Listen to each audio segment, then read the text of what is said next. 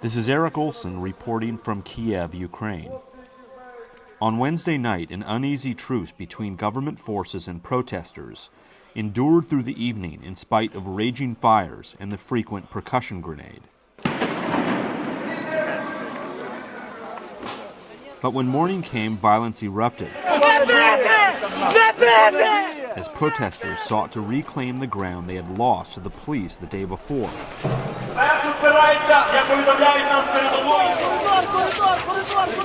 By mid-morning, they were largely successful in pushing back the police and moving barricades to recapture the square.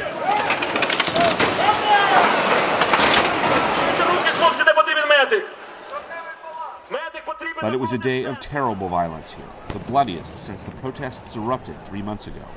Authorities report dozens of deaths, many by gunfire. Near the Hotel Kazatsky, 10 bodies lay on the ground. To meet the demands of so many injured, makeshift triage centers have sprung up around the square. This one in the city's central post office. This one in a restaurant.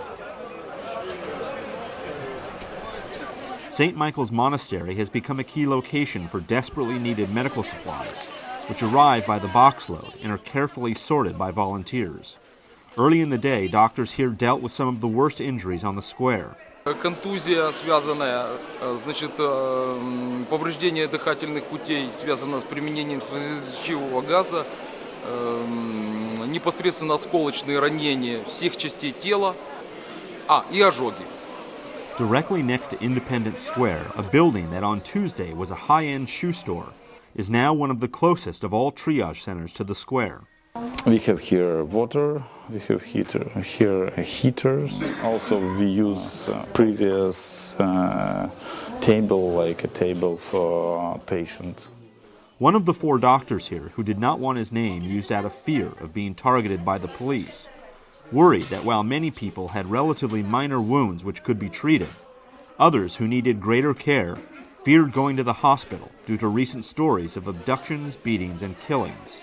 Several persons was killed after take them from hospital. That's why patient afraid of being in hospital.